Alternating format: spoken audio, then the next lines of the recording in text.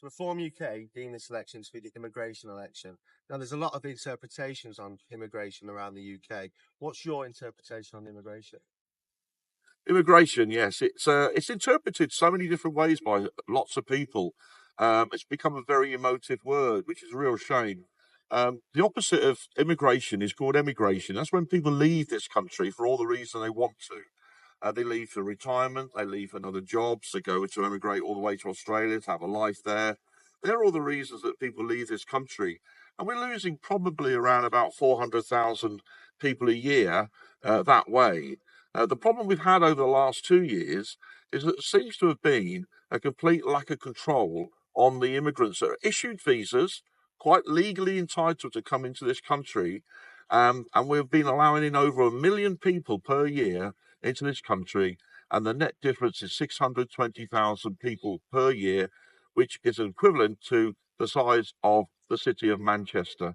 If you try to imagine the size of a city of Manchester, and where that is going in our country, it's mind-boggling. But we all know where it's going because this is what's causing all the pressure on everything. This is why the hospitals can't keep up with demand. This is why policing isn't enough. This is why schools are starting to bust because they can't cope with all the children and so on and so forth.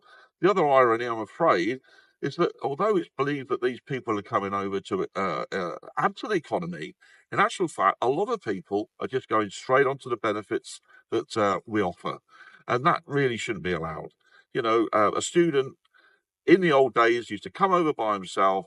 It turned the guy from a kid to a man, and he had his degree. He could either stay here and work in this country with his skills, or he could go home and take them there and use them there.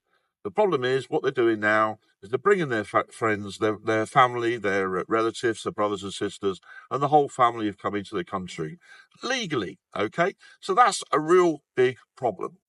Okay, we've talked about legal immigration, people that we've allowed in. Now let's get on to the unfortunately thorny subject of the people that are coming on the boats, which we call illegal immigrants. They've been doing this, and the numbers have been building over the years, ever since Brexit.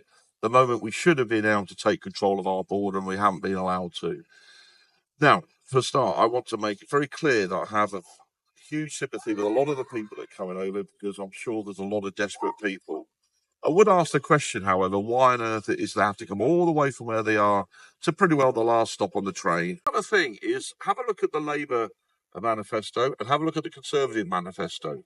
Neither of them are actually using this immigration problem as part of their policy and their manifesto.